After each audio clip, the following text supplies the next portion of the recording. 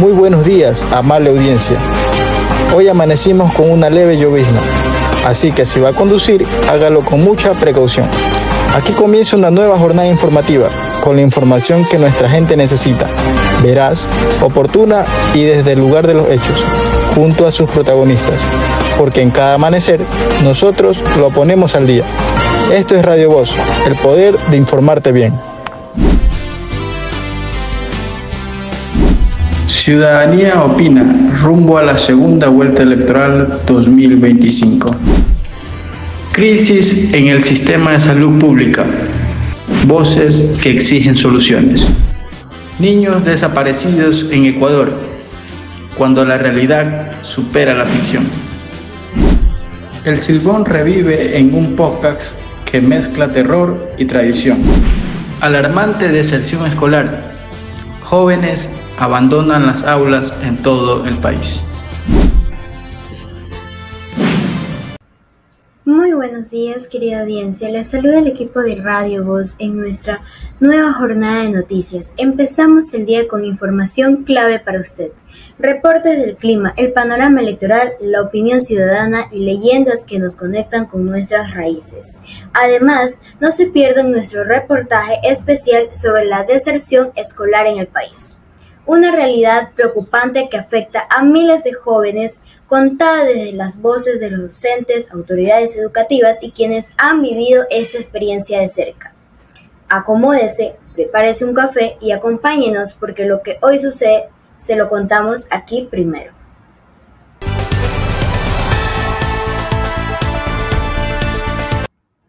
En nuestro bloque político revisamos el panorama electoral. ¿Cómo avanzan las campañas? ¿Qué dicen los ciudadanos y qué proponen los candidatos? A continuación, el informe completo. ¿Qué tal, ciudadanía? Mi nombre es David Montoya. Hoy me encuentro desde la unidad educativa Otto Rosemena, una de las sedes de votaciones. Como podemos observar el panorama, vemos que hay una gran asistencia de público que viene en su voto. Vemos que cada uno se está acercando a lo que es a su respectiva junta, obviamente ordenada. Y hoy me encuentro con mi amigo, ¿cuál es? Elías Montoya, que es segundo vocal de PES. Bueno, Elías, dos consultas, ¿no? La primera es con el tema de cuántas aulas más o menos están pensando para el tema de las elecciones, ¿no? Muy buenos días. Dentro del recinto electoral se está ocupando entre 20 a 30 aulas, por ende son 60 juntas, o sea, 15 masculinas y 15 femeninas. Ok, bueno, otra de las preguntas más, ¿cómo ves que el ambiente, desde qué perspectiva, cómo ves el ambiente gente que está intentando efectivamente a su junta, ¿no?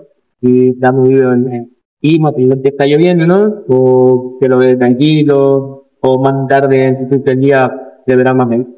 Actualmente está con una afluencia totalmente baja. Se reporta siquiera un 10% del total que cada junta tiene de su galonario. Y puede ser más que todo por tendencias climáticas, la afluencia está totalmente baja, pero esperamos que se reintegre la mayoría de la ciudadanía dentro de estas horas. Sí, bueno, y esto, ¿a qué hora de papeleta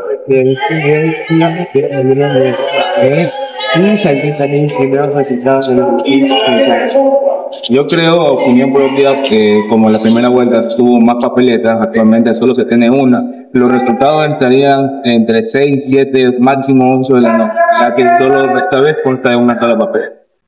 Muchas gracias, Díaz. Bueno, esta ha sido la cobertura desde la unidad educativa Otto Rosemena, con David Montoya, y iremos informando para las elecciones de que muchas gracias. Nos encontramos en las elecciones 2025 en la unidad educativa Ejército Ecuatoriano, en el que encontramos a don Real, quien ya ejerció su derecho al voto. ¿Cómo se encuentra usted? ¿Cómo ha vivido esta experiencia?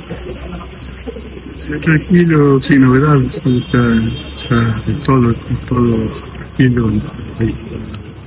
¿Qué espera usted del nuevo presidente o presidente electo el día de hoy? Que sea una persona inteligente que gobierne para todo el Ecuador. Sobre todo que sea inteligente, no sea aprovechado solamente para un solo grupo, sino para todo el Ecuador.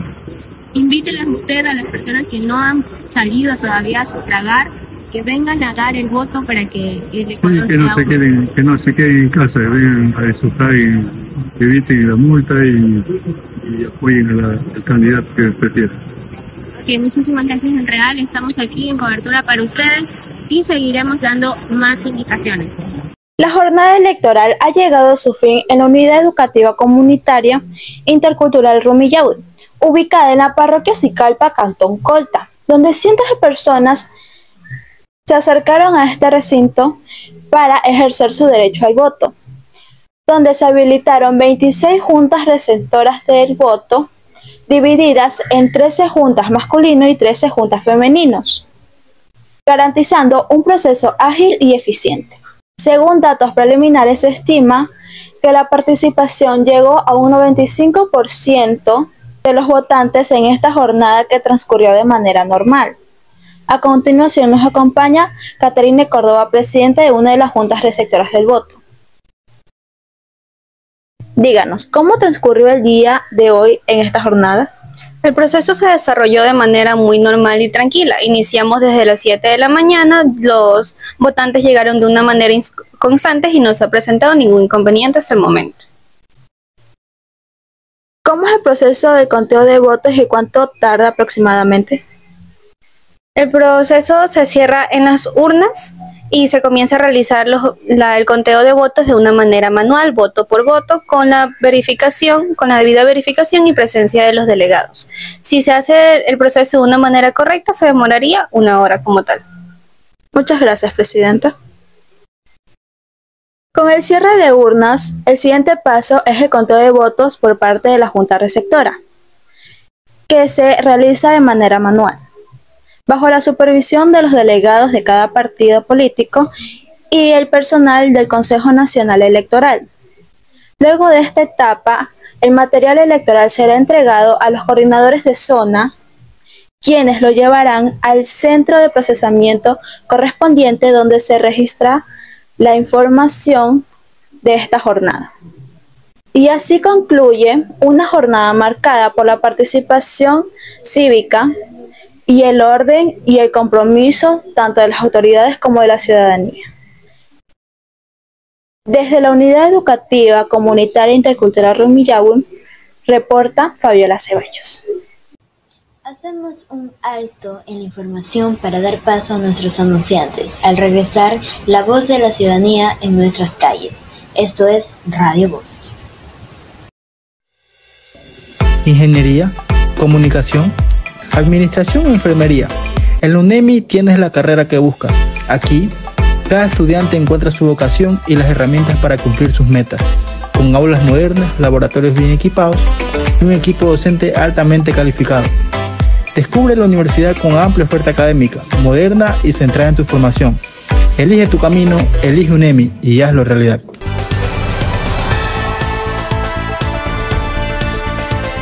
Y ahora damos paso a la voz de la gente.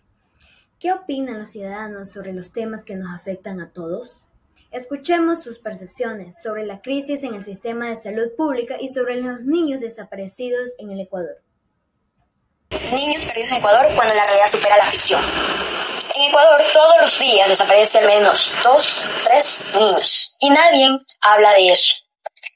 A veces aparece la noticia, a veces ni siquiera eso. ¿Y saben qué es lo más doloroso? Que cuando un niño desaparece, el país no se detiene. Las clases siguen, la televisión sigue, ya está realmente normalizado. Pero para esa familia, ¿qué significa? El tiempo se congela, los años se vuelven décadas, pesados.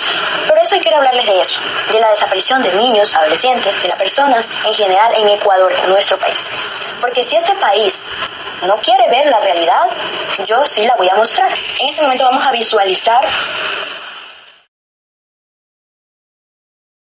lo que es los datos oficiales del gobierno. Si los mismos que muchas veces prefieren guardar silencio, los menores entre 12 y 17 años, según los datos, son los que más desaparecen.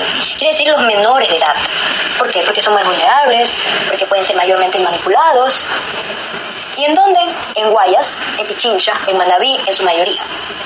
Recordemos que no son cifras, no estamos hablando de cifras, estamos hablando de niños. Pero cuando sus padres van a denunciar, ¿qué escuchan? Se Seguramente se fue con el novio. Ya va a volver, tranquila. Capaz se escapó por algún problema familiar o algún problema en casa. No los buscan, los juzgan. Se pierde el tiempo y mientras tanto esa niña, ese niño puede estar siendo víctima de explotación o de abuso. Aquí tenemos un caso donde desapareció Lenny, un niño muy pequeño, y su testigo dice lo siguiente. Elvia dice que consultó el proceso que se debía seguir, pero ¿qué pasó primero? Nadie dijo nada, nadie le dijo cómo debía hacerlo. Ella realizó la denuncia, el agente de INAPEN le dijo, ya lo subimos a la alerta Emilia a tu bebé. Pero eso ¿qué? Nunca ocurrió.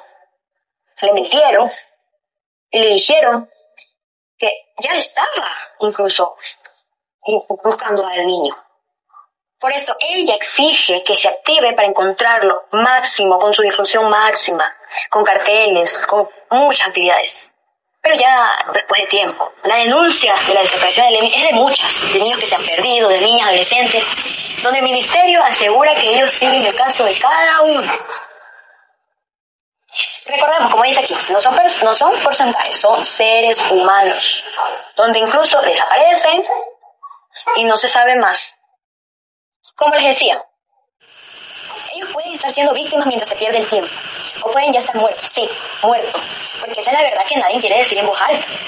Hay casos donde niños desaparecen y nunca más se sabe de ellos. Y luego si aparecen, es demasiado tarde, ya sabemos esa historia.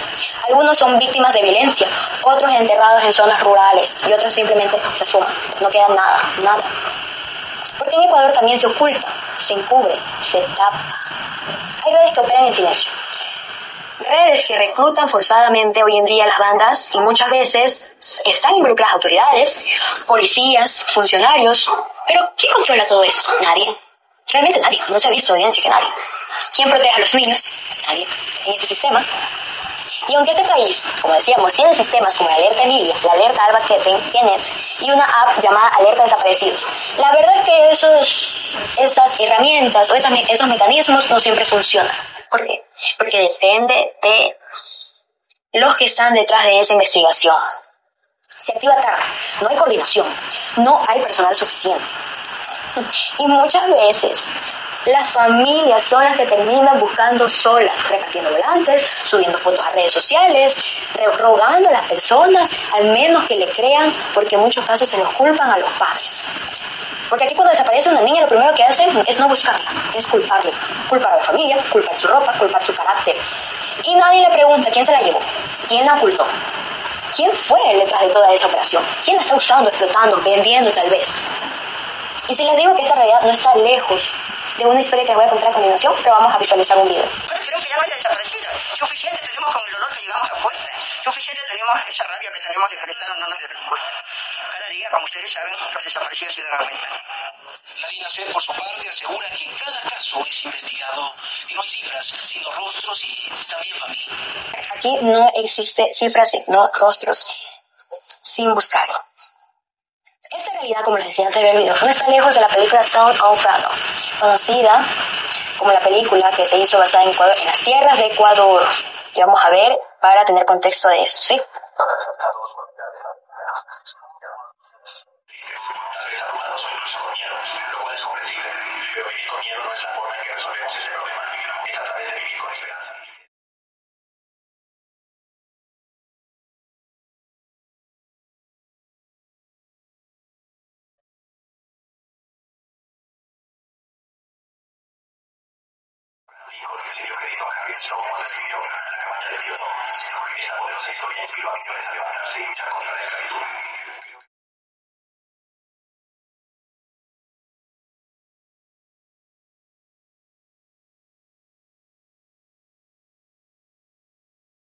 Se puede decir que esa película le está faltando como país, fallando desde el sistema, fallando como seres humanos.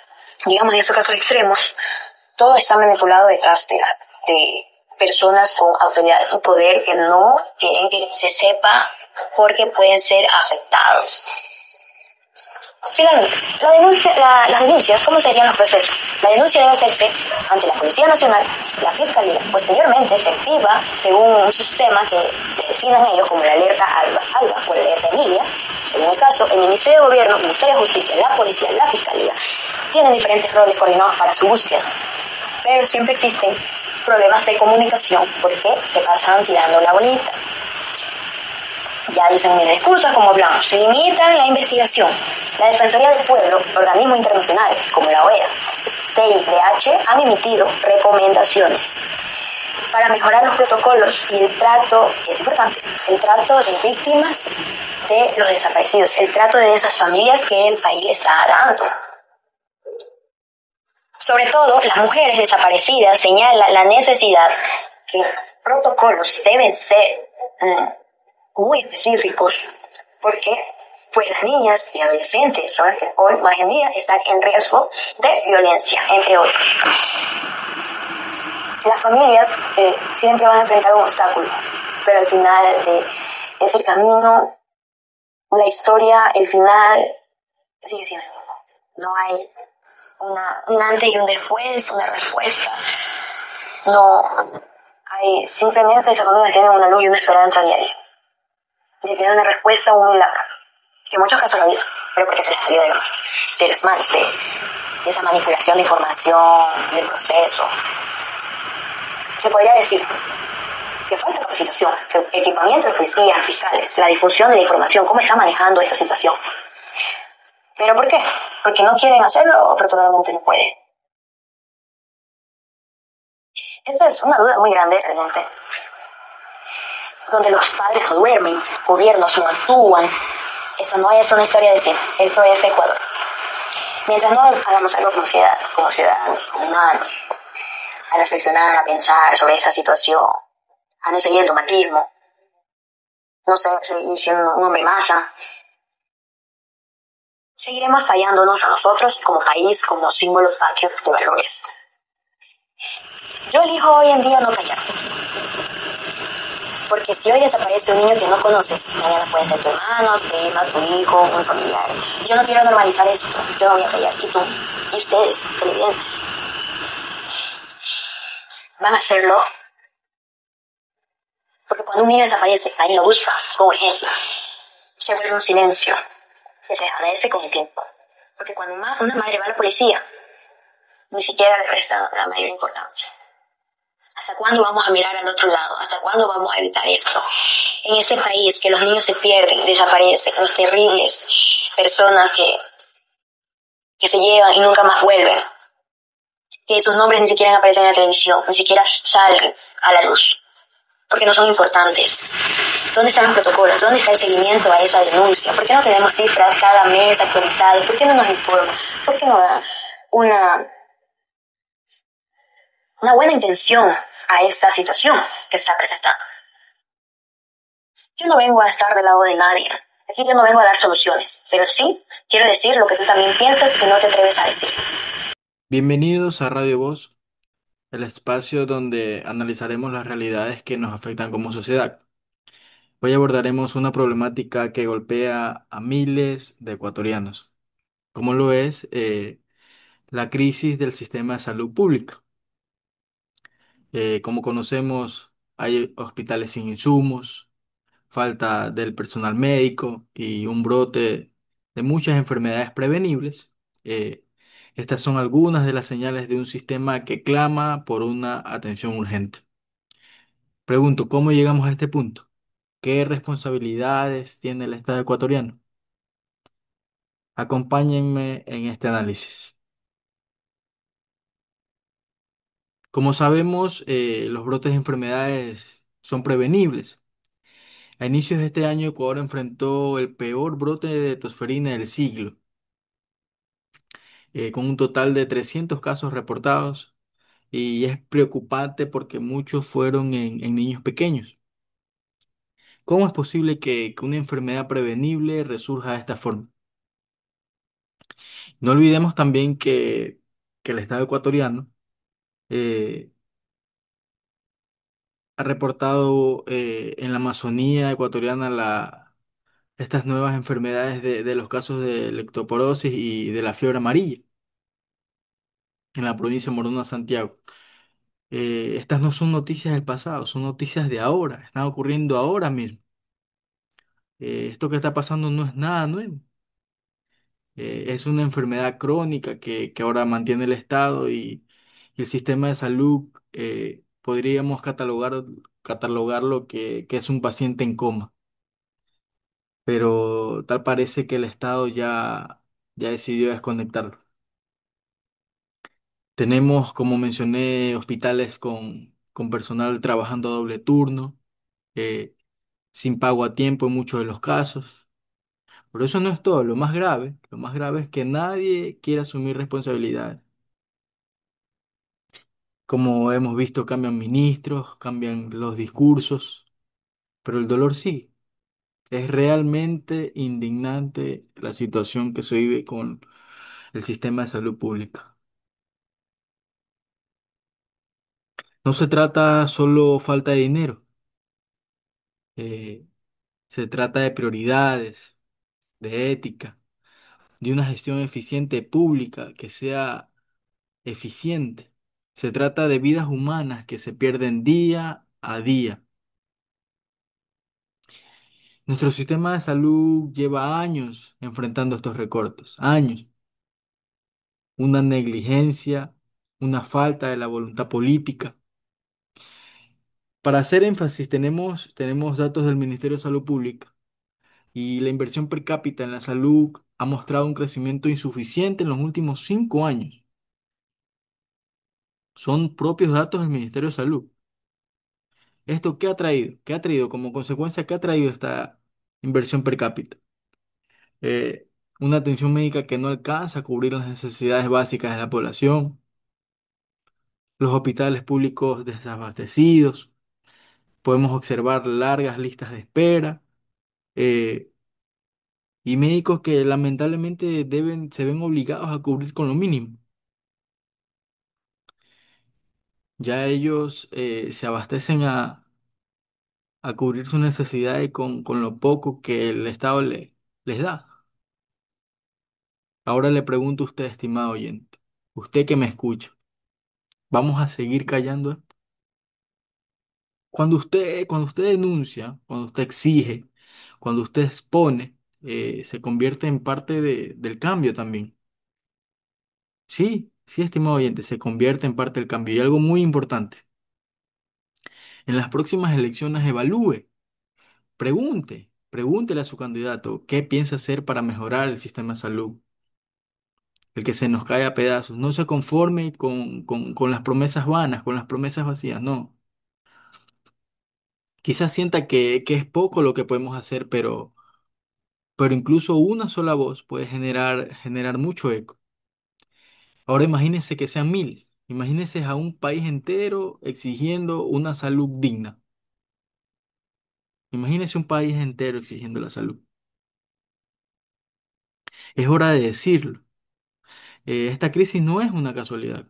Esta crisis es el resultado del total abandono por parte de nuestras autoridades. Y hay que decirlo, es así, es el total abandono de nuestras autoridades.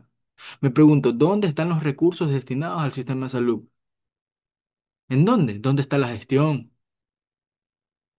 ¿Dónde están esos recursos?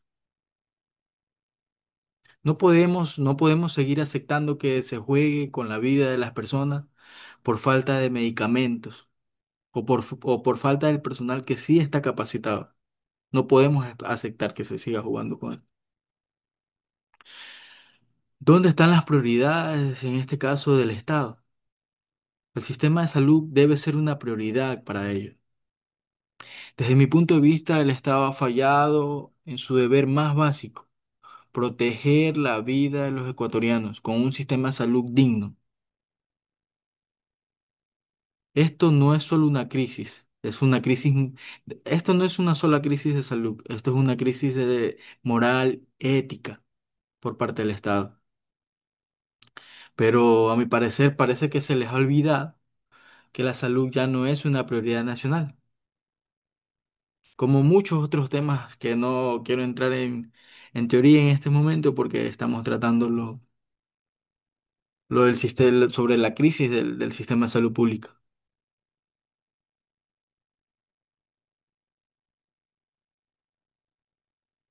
Debería ser una prioridad nacional para el Estado ecuatoriano, vuelvo y repito, una prioridad nacional. Hoy hemos visto cómo el sistema de salud de nuestro país ecuatoriano atraviesa sus peores etapas,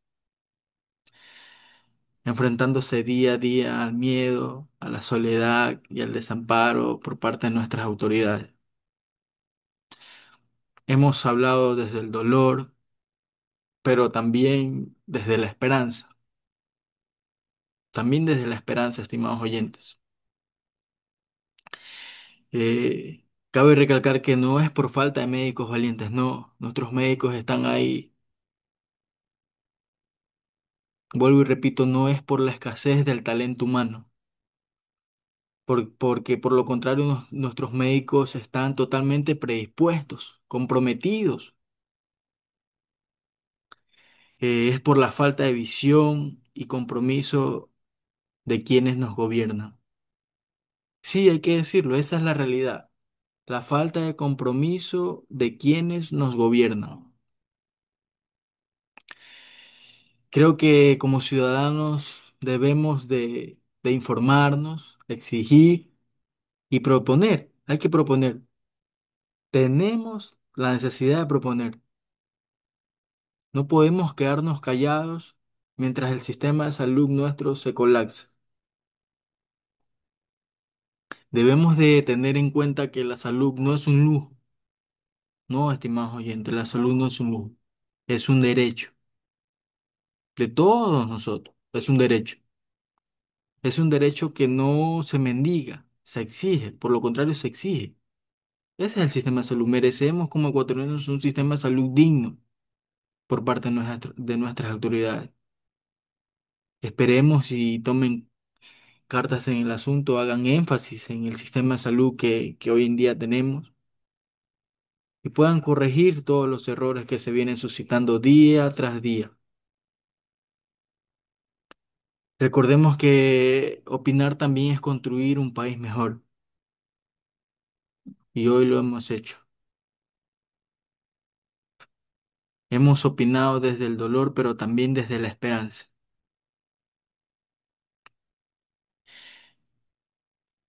Sin más que decir, gracias por escuchar, estimados oyentes, y por acompañarnos en este tema tan delicado,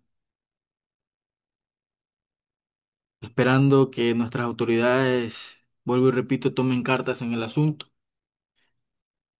Esto fue Radio Voz. Nos encontramos en una próxima edición. Gracias por compartir sus voces. Ahora vamos con una pequeña pausa publicitaria. En breve volvemos con nuestro reportaje especial sobre la deserción escolar. Si estás buscando para estudiar tu maestría, te recomendamos los posgrados del UNEMI. Así como lo escuchas, los posgrados del UNEMI tienen muy buenos precios y tienen muchas carreras como educación, derecho y enfermería. Así que si quieres sacar tu maestría y quieres prepararte para tener ya tu masterado, te recomendamos los posgrados del UNEMI.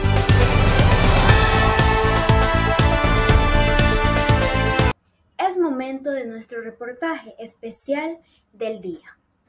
Hoy abordamos una problemática que preocupa, la deserción escolar.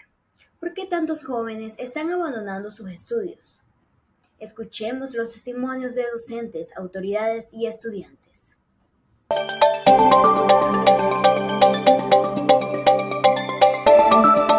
La crisis de la deserción escolar en Ecuador. Jóvenes de 12 a 22 años al margen del sistema educativo. En Ecuador, miles de jóvenes entre los 12 y 22 años han tenido que abandonar las aulas cada año, ya sea por problemas económicos, distancia, falta de apoyo o desmotivación. Sus sueños quedan suspendidos. Esta es la realidad de la deserción escolar, una crisis silenciosa que golpea el futuro del país. Iniciamos este recorrido con el magíster Clever Prado, docente de la Unidad Educativa 10 de agosto. Su experiencia le ha permitido observar de cerca una de las principales causas del problema. Factores, uno de los más relevantes creo que es la familia y la situación, más específicamente la situación económica de la familia. Hay casos en que las familias pues no tienen cómo sustentar la educación de sus hijos y en lugar de enviarlos a estudiar, pues incluso los ponen a ayudarles a trabajar para poder tener un poco más de recursos para sus hogares. Las estrategias se deben tomar en 3 ejes muy importantes, que son pues el mismo estudiante, el padre de familia y los docentes. En el caso de los docentes, pues lo mejor que podrían hacer es tratar de incentivar que el estudiante vea la importancia de la educación, los beneficios que va a tener para su futuro.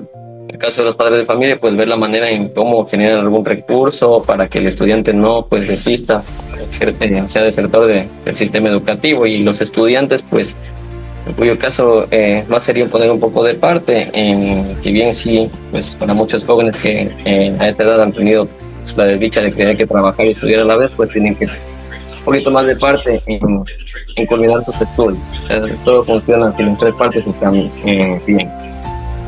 Yo creo que se debería hacer una reforma total a lo que se refiere desde el Ministerio de Educación hasta los distritos. El magíster también destaca cómo la inseguridad y la pobreza dificultan el acceso a la educación, sobre todo en zonas rurales. El docente Robinson Benítez, con más de 20 años de docencia, nos comparte su visión desde el aula sobre las causas actuales de la deserción.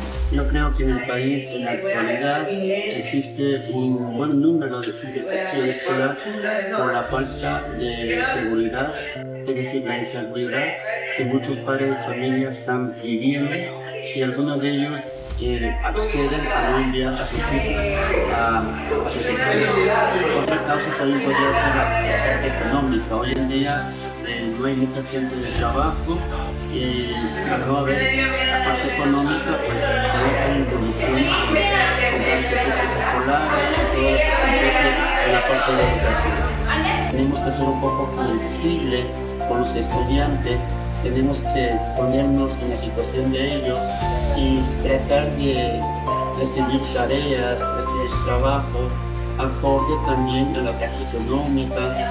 Hoy en día, por ejemplo, hay muchos estudiantes que han sido el costo de las vacunas, de las excursiones, y hay algunos que desde sus casas están haciendo las tareas, los trabajos, y algunos docentes sí están permitiendo justificar de alguna manera, claro, todo coordinando con las autoridades.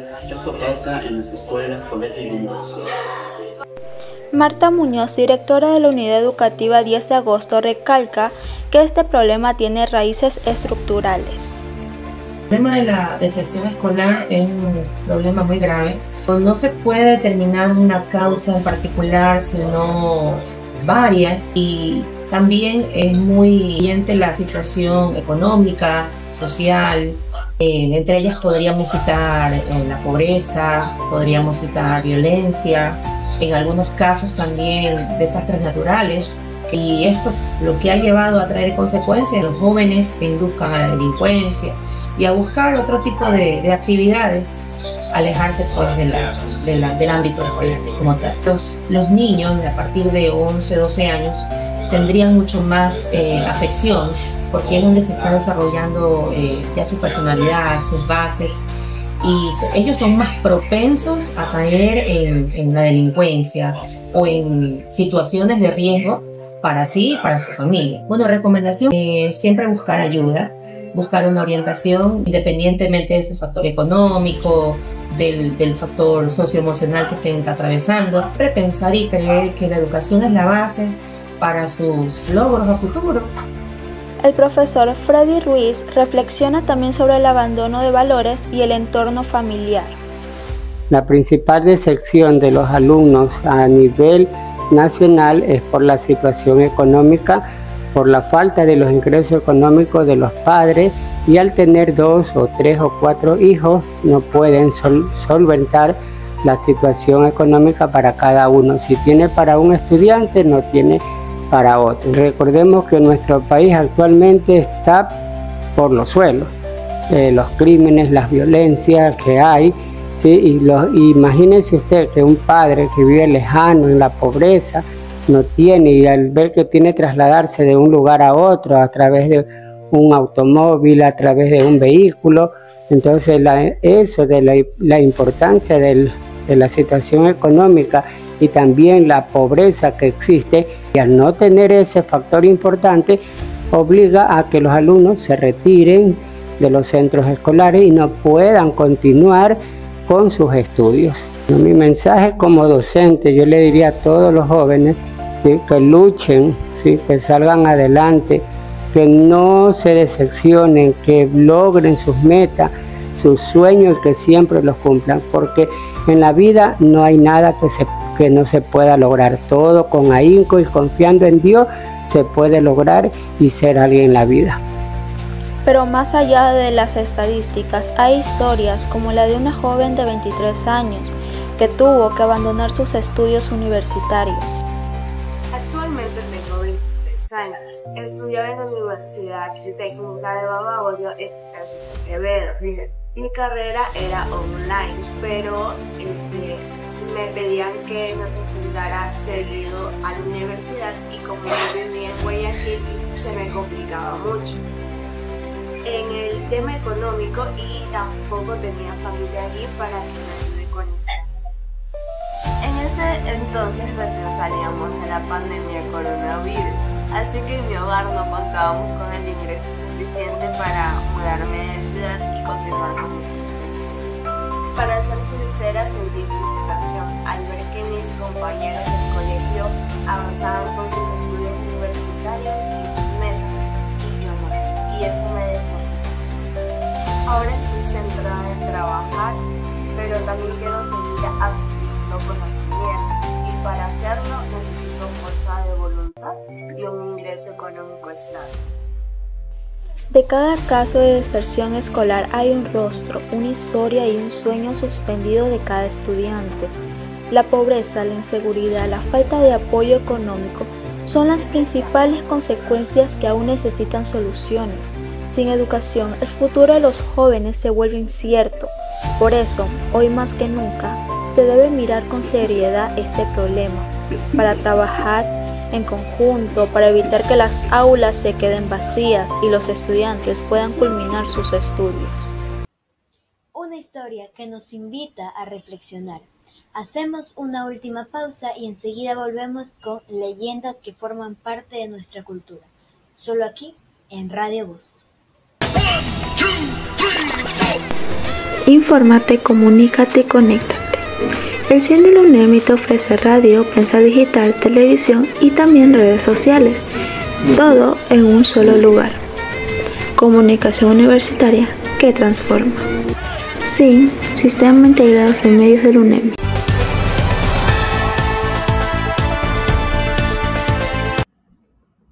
Cerramos con una leyenda que forma parte de nuestra identidad. Hoy revivimos el misterio de Silbón. Una historia que ha pasado de generación en generación y aún pone los pelos de punta. No se lo pierdan.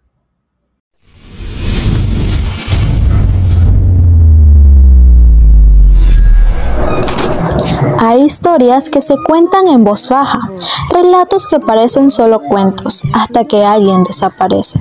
Esta noche, en Ecos del Miedo, te traemos una de esas leyendas que muchos prefieren no recordar. Una sombra que silba cuando menos lo esperas. Esto es el silbón del callejón. Escucha con cuidado, porque si oyes un silbido, ya puede ser demasiado tarde. Una noche de luna velada, cubría el cielo como una sábana de sombras, que cubría silenciosa todo a su paso. Carlos, Lucas, Natalia y Sofía caminaban juntos por el angosto y olvidado callejón del molino.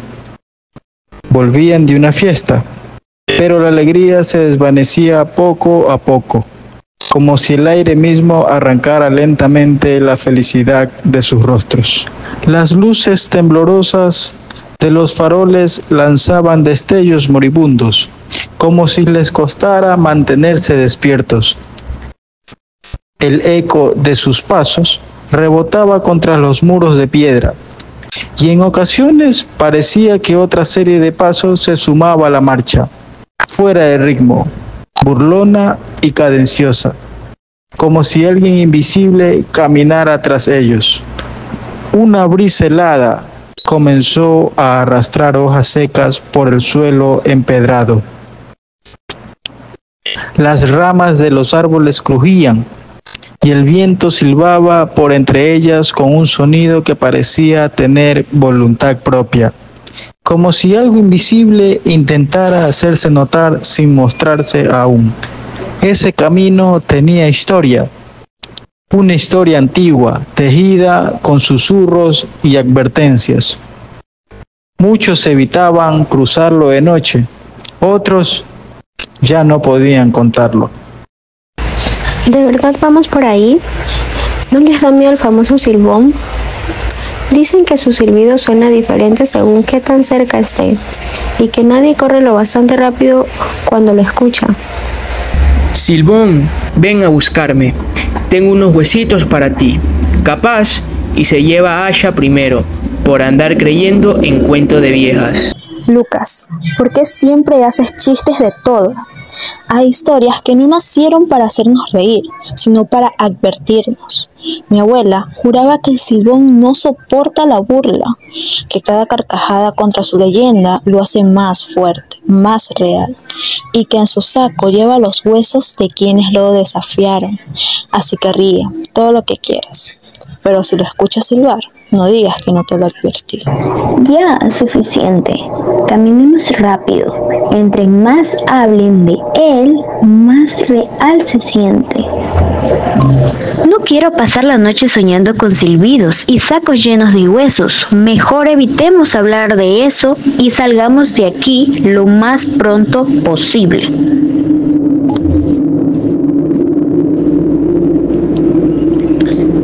El aire cambió de repente, se volvió denso, pesado, cargado de una presencia invisible que helaba la sangre. Y entonces lo oyeron. Un silbido, largo, triste, casi humano, pero no lo era. Era un lamento lejano, profundo, que parecía venir de otro tiempo y al mismo tiempo de adentro de sus propios huesos. Un sonido que acariciaba sus nervios y les erizaba la piel. Los chicos se congelaron, sus cuerpos tensos, sus miradas fijas en la oscuridad. En ese instante, todos se comprendieron. Algo los estaba mirando. ¿Eso fue el viento? Porque si no lo fue, entonces ya no estamos solos. Y yo juro que sentí un escalofrío bajarme por la espalda. Algo nos está observando y no creo que sea algo bueno para nosotros. Ese sonido no fue el viento, lo escuché, claro, agudo, triste, como un lamento viejo. Es exactamente el mismo que escuchó mi tía, la noche en que salió a caminar y nunca volvió. Solo encontraron su sombrero mojado y abandonado junto al río. Desde entonces, cada vez que alguien oye ese silbido, algo desaparece y ahora lo oímos nosotros. Dicen que si suena lejos, está cerca, y si lo oyes muy cerca, ya es demasiado tarde.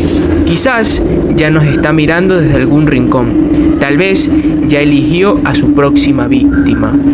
Lucas, basta. Esto ya no tiene gracia. No estamos en la fiesta. Estamos en el callejón del silbón. Y si sigues provocándolo, no serás tú quien se ríe al final. ¿No lo sientes? El aire se volvió más pesado, como si algo nos envolviera.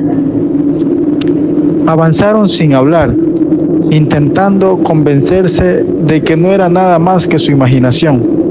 Pero entonces, entre la neblina que comenzaba a cubrir el camino, apareció una figura. Alta, inmóvil, un bulto sobre el hombro, como un saco. No daba un paso, no giraba la cabeza, solo estaba ahí, clavado en medio del camino, como una grieta en la realidad misma. La niebla lo envolvía, espesa, como si brotara de su cuerpo. No se veían sus pies, no parecía tocar el suelo, era como una sombra que hubiera cobrado forma. o algo que hubiera olvidado como ser humano. A lo lejos, un cuervo graznó con violencia, como si advirtiera de un peligro inminente, y entonces el viejo campanario comenzó a sonar. Las campanadas de medianoche golpeaban el aire con una solemnidad funeraria. En ese momento, el tiempo pareció detenerse y alargarse. La tensión se volvió insoportable. Era como si el mundo entero se preparara para algo inevitable, como si todo estuviera contenido en un único suspiro profundo.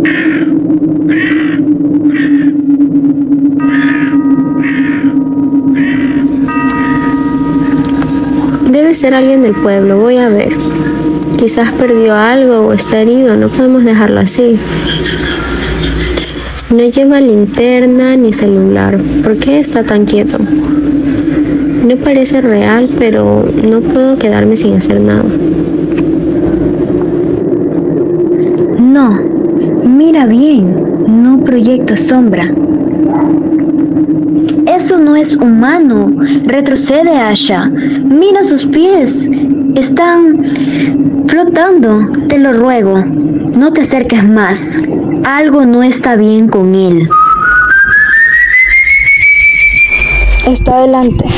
No, ahora detrás. ¿Cómo es posible? Se mueve como si no estuviera atado a este mundo. Lo vi justo frente a mí. Y luego, al parpadear, ya no estaba. No camina. Se desliza. Esto no es humano. No puede serlo. No puede ser. Eso fue un salto en el aire, como si el viento lo empujara. Esto ya no es una historia, es real.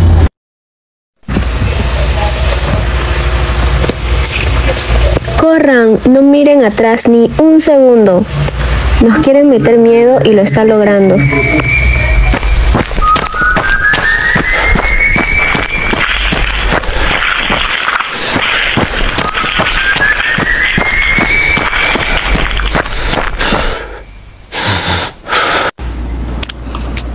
Carlos se detuvo, paralizado. Quiso moverse, pero una fuerza invisible parecía sujetarlo desde el suelo o desde dentro de su propio cuerpo. La figura giró lentamente y habló. Por los que olvidaron, por los que se burlaron, por los que rieron con desprecio, mientras mis gritos se perdían en los llanos eternos. He caminado siglos con este saco. Cada hueso que llevo es un nombre. Cada nombre un eco que no se apaga. Y esta noche uno más se sumará a mi carga. ¿Creyeron que era un solo cuento? ¿Una leyenda inventada para asustar a los niños? Yo no olvido. Yo regreso cuando el viento susurra mi nombre y alguien se atreve a reír. Tú fuiste el primero en llamarme y ahora responderás. No hay escapatoria, no hay perdón, solo el crujido de tus huesos, rompiéndose para siempre.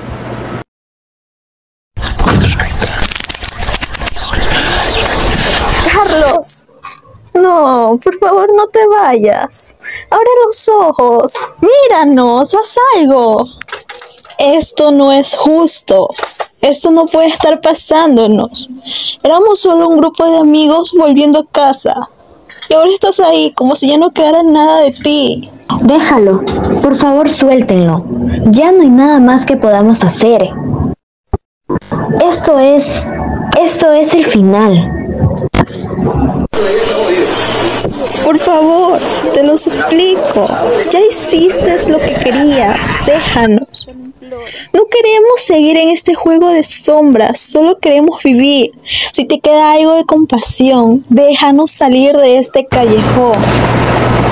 Con la llegada del amanecer, Carlos apareció en la plaza del pueblo. Sus pasos eran lentos, arrastrados como los de alguien que ha regresado. Pero que ya no es del todo humano. Llevaba en brazos un saco y dentro huesos, el mismo saco que según las leyendas el Silbón cargaba desde hace siglos. Su rostro estaba pálido, casi translúcido, sus ojos vacíos, no miraban a nadie. Era como si no reconociera el lugar, ni siquiera a sí mismo.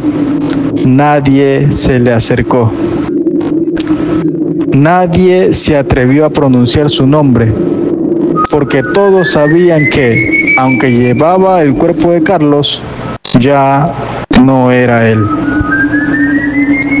Hay quienes creen que el Silbón es solo un cuento para asustar niños, pero yo lo escuché. Una noche como esta, el viento trajo un silbido que no era el viento. Dicen que cuando silba cerca, aún tienes tiempo, pero si lo oyes lejos, es porque ya lo tienes detrás. No te burles de su historia, porque si lo haces, él vendrá por ti. Y entonces, tu nombre será el siguiente en su saco. Algunas leyendas no terminan, solo esperan en silencio, y cuando menos lo imaginas, regresa. Esto fue Ecos del Miedo, una producción de Radio Voz. Gracias por escucharnos, nos volveremos a encontrar en la próxima leyenda. Hemos llegado al final de esta emisión informativa. Gracias por acompañarnos en Radio Voz, donde su opinión importa y la verdad cuenta. Recuerde que la información continúa en nuestras próximas ediciones. Hasta entonces, siga cuidándose, manténgase informado y no olvide, en cada amanecer nosotros lo ponemos al día. Hasta la próxima. Así cerramos esta emisión informativa, agradeciendo su sintonía y confianza.